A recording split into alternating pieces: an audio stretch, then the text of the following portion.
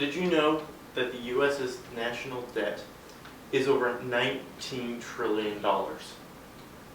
This includes the government's debt, which is just over $4.5 trillion, and includes stuff like the Social Security borrowing from the Treasury and bonds to the public, which is going to be paid back. So the government's debt isn't too bad, but the big problem is our personal debt. At over $14 trillion, we have a lot of debt. From mortgages to auto loans to our credit cards. We have too many credit cards. To our student loans. $1 trillion of that debt is student loans alone. These numbers are huge, and as Time magazine reported back in April, every man, woman, and child in the United States would have to pay just under $43,000 in order to get rid of that debt. The debt in the United States has gotten out of hand. To help, you and I can reduce our debt and create a balanced budget so that we can reduce this. Congress is in a constant state of fiscal deficit right now. We have the highest peacetime deficits since the 1980s. There was a brief time in the 90s when we actually had a budget surplus, but those times are gone. And the United States has been in debt since its infancy. Since we became a country in 1789, the federal government took on the states' debt. It took on all the debt from the Revolutionary War.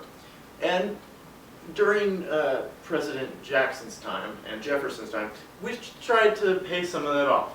But then we incurred more debt with the Louisiana Purchase, and Civil War, and World War II. And in fact, World War II, we had the most debt ever in our country, and we paid that off a bit. But today, we haven't paid off anything other than interest on our debts. We should be paying something towards those, because our debt is only increasing.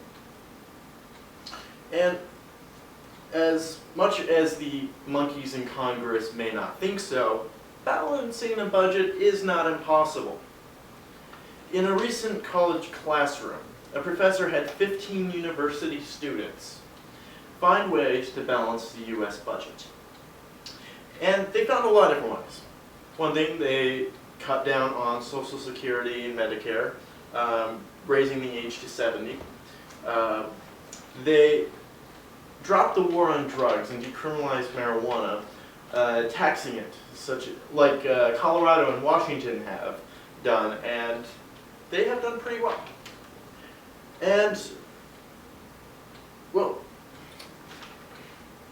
balancing a budget really isn't that difficult if a bunch of college students can do it. And they are not notoriously very good with their money.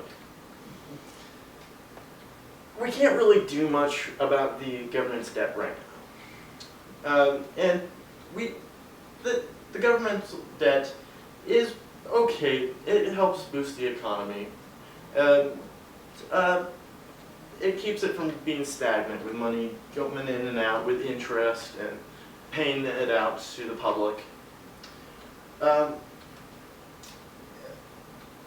Amendments have been proposed for the Constitution to allow for balanced budgets in Congress, which may or may not work. Because there are times where Congress might need to have a deficit in the budget, say during wartime, in which there are extra expenses incurred that they would not originally have revenue for. So that's a good reason bonds exist. And that's what we did in World War II. But we really can't do much about our government's debt right now. What we can do is we can do our part in reducing our personal debt. It's trillions of dollars out of hand. We take out loans on everything, from our houses to our cars. We have way too many credit cards. In fact, I have quite a few that I need to get rid of. And we have $1 trillion in student debt. we have a lot of that, and most of it can be unnecessary. I mean, do you really need that new iPhone that came out? Do you have to go shoe shopping for that extra pair of shoes when you already have 3 dozen in your closet? Okay, maybe you do, but you know, a good way to reduce our debt is spend less than you make.